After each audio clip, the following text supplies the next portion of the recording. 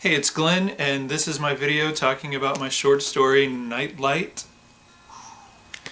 I will start with the origin of the story, I suppose, because where better to begin talking about a story?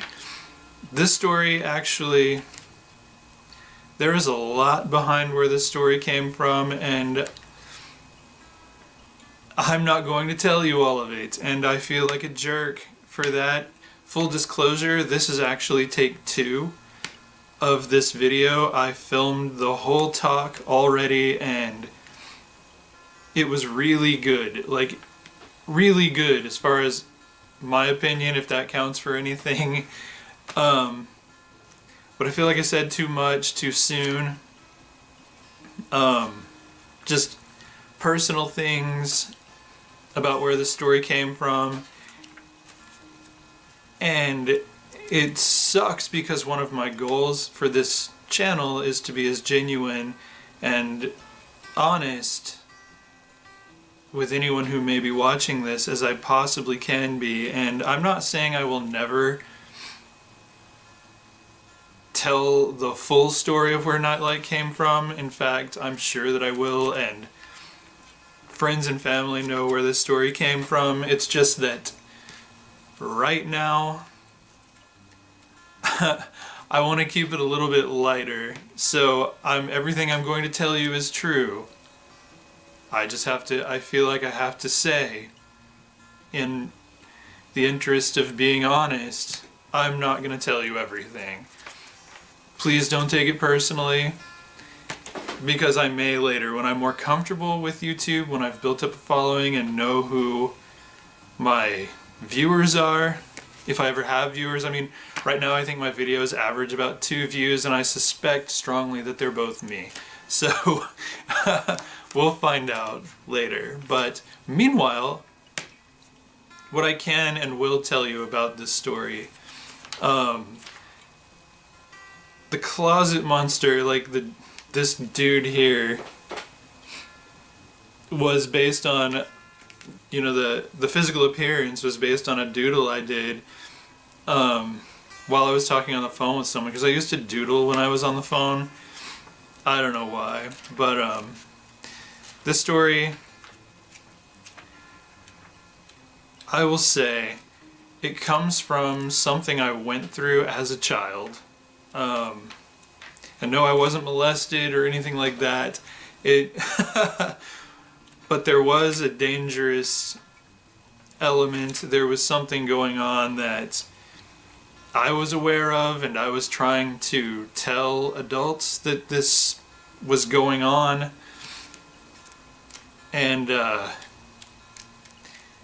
they didn't want to deal with it, I suppose, the people I went to. And I was told, it's just the air conditioning. Go back to bed.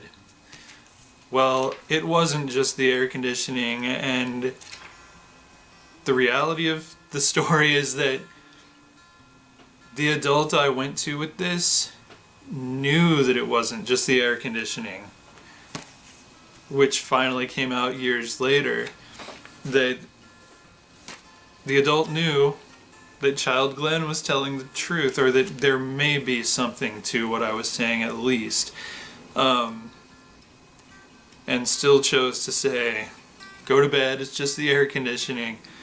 And so I think this story is, it's an extreme what if sort of thing, like,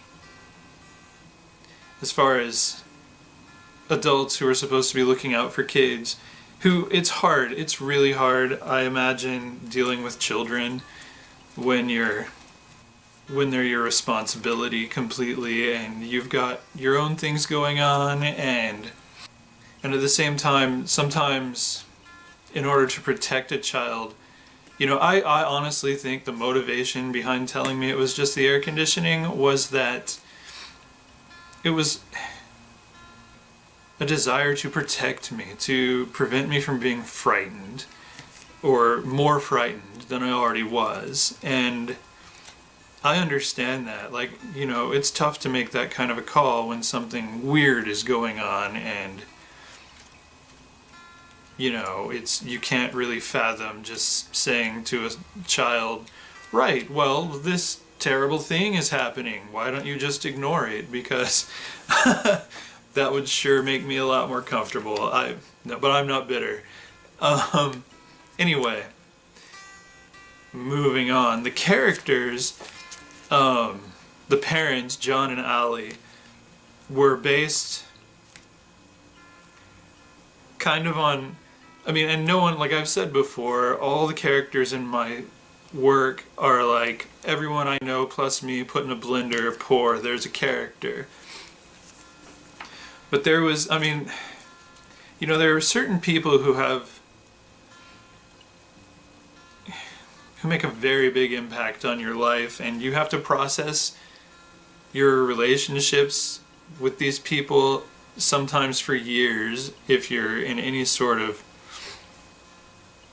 artistic field. And for me, there's, you know, one person, I would say the mother in this story is the same as the girl in Aries' Cage. Pretty much. I mean, same real world template, for the most part. And you know, there's everybody. Like, no character is 100% a person from my life, but there's a lot of a particular person in this character, and there was a couple who I just thought should never have children, and so a lot of that went into the parents in this story. It's just, Nightlight is a big what if. Like, what if, worst case scenario, what if a couple like that had a kid, and what if what happened to me when I was a kid had gotten as terrible as it could have gotten instead of being resolved in the way that it was. And so, I mean, that's the horror of this story for me when I was writing it, was how very anchored in reality it was, even though it's a story about a cartoonish monster that comes out of the closet and tries to do Marx Brothers jokes to make a kid laugh so he can eat him. It's, you know, it's sort of an absurd concept, but for me, it was full reality masked by this story. So, and Luke, I mean, I completely related to Luke on like every level. Mean teachers, like I took a bunch of mean teachers and put them together in the character blender. So I never had a teacher who was quite like Mrs. Crow, but I had a number of nasty ones. So that's always fun. She still makes me cringe. I just reread this story so I'd have it fresh in my head, and gosh, it made me think of some nasty teachers when I read that character. But other than that, I mean, there aren't very many characters, and in the story it's very short, but and it's about horrible things happening to a child. Let's face it, that's what the story is about. And it's about a mother putting her own convenience ahead of the child's emotional needs, and ignoring danger because she doesn't want there to be a danger, and the terrible, sick consequences. And of course, you know, as always, there are big spoilers in this little chat that I'm doing, so if you don't want to know how the story ends, stop right now. Okay. So Luke gets eaten by this closet monster because the mother keeps saying it's just the air conditioner, even trying to convince herself that it's just the air conditioner, though if you read the story, you can tell, like, she's kind of suspicious about Luke coming in every night and insisting something's in his room and that the door opened by itself, and she questions that, but then dismisses it because she's got a lot going on, and like she's telling her husband, I can't deal with this right now. And so, and it's the father too doesn't want to see it because, you know, he's kind of a macho dad and he doesn't want his kid to be afraid of the dark. He doesn't want his kid to be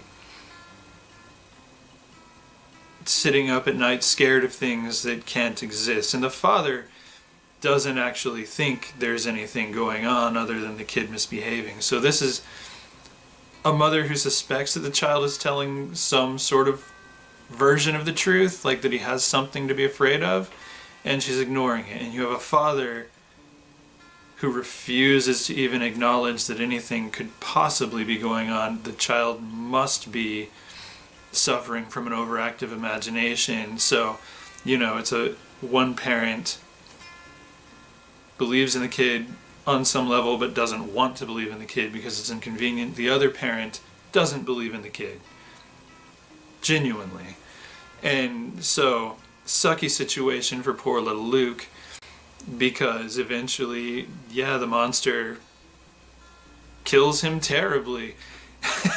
So, I mean, that was, when I wrote this story, it was a morality play. It was about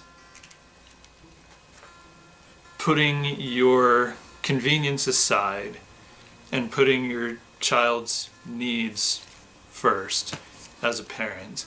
And that's what it was at first. And of course, and I was fine with it. Like, it was, you know, I was still in that phase of everybody dies kind of. Like, this came out in 2000, so didn't kill like everyone, just the main character. So my feelings on this story have changed over the years. Like, my best friend had a baby, and that changed the way I saw the character of Luke in this story. Like, I read the story at some point, I'd read it again after the baby was born, and I was crazy about this baby, and that's all I could think about. I couldn't imagine terrible things happening to that child. I couldn't accept it. I was just horrified by Nightlight. I hated the story. I wanted nothing to do with it. And I wished I hadn't let that happen to Luke, even though, as I've said, the story just kind of popped up in my head, like all of my work does. It wasn't like I was deciding that would happen to Luke. I was just letting the readers know that's what happened to Luke. He died. And I wished it weren't so. And I had joked years earlier about Nightlight 2 and the regurgitation, and I was like, which I will never ever write, because there's no story after what happened in the first one.